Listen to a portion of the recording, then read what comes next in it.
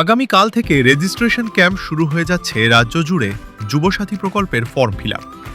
এর আগেই মুখ্যমন্ত্রী ঘোষণা করে দিয়েছিলেন যে বিধানসভা ভিত্তিক হবে ক্যাম্প এবং কাল থেকেই রেজিস্ট্রেশন ক্যাম্প শুরু হচ্ছে, যেখানে নাম রেজিস্টার করতে হবে প্রয়োজনীয় নথি দিয়ে। যুবসাথী প্রকল্প অর্থাৎ যাদের বয়স ২১ থেকে ৪০ বছরের মধ্যে বেকার, যারা মাধ্যমিক পাস, তাদেরকে ১,৫০০ টাকা করে দেওয়া হবে ৫ বছর পর্যন্ত। এই ভাতা দেবে সরকার এবং রেজিস্ট্রেশন ক্যাম্প কাল থেকেই শুরু হচ্ছে। ওয়েবসাইটের লিংক ভিডিও ডেসক্রিপশনে দেওয়া আছে, ওখান থেকে আপনারা যুবসাথী প্রকল্পের ফর্ম ডাউনলোড করতে পারবেন। কি লাগছে আরও বিস্তারিত জানব আগামীকাল থেকে ২৬শে ফেব্রুয়ারি পর্যন্ত ২৯৪টি বিধানসভায় ২৯৪টি ক্যাম্প করা হবে।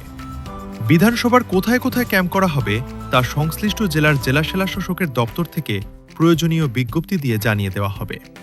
এবং এই যে যুবসাথী যে প্রকল্পের অধীনে ১,৫০০ টাকা করে মাসে দেওয়া হবে ১ এপ্রিল থেকে, এই প্রকল্প কার্যকরী করা হবে, সেই ফর্মটি ইতিমধ্যেই রাজ্যের যুব কল্যাণ দপ্তরের ওয়েবসাইটে দিয়ে দেওয়া হয়েছে।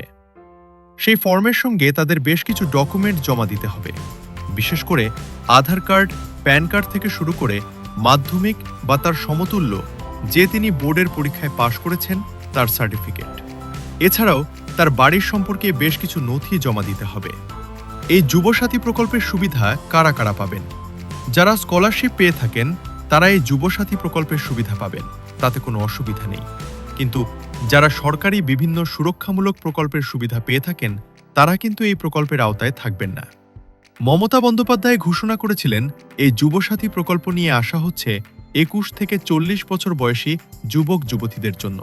সর্বোচ্চ ৫ বছর পর্যন্ত দেওয়া হবে এবং তারপরেও যদি কেউ কর্মসংস্থানের সুযোগ না পান তাহলে আবেদনের ভিত্তিতে সেটি সরকার বিবেচনা করবে। সেই কর্মসূচি আগামীকাল থেকে শুরু হচ্ছে। আজ রাজ্যের মুখ্য সচিব নন্দিনী চক্রবর্তী সকাল ১১টা থেকে বিভিন্ন জেলার জেলাশাসকদের সঙ্গে বৈঠক করেন। বিশেষত এই যুবসাথী প্রকল্প যে আগামীকাল থেকে শুরু হবে তার প্রস্তুতি নিয়ে বৈঠক করেন এবং সেখানে মূলত এই যুবসাথী যে কর্মসূচি কাল থেকে শুরু হচ্ছে, তো এটি ছিল যুবসাথী প্রকল্পের একটি আপডেট। ভিডিওটি ভালো লেগে থাকলে একটি লাইক করুন এবং চ্যানেলটি সাবস্ক্রাইব করুন। ধন্যবাদ।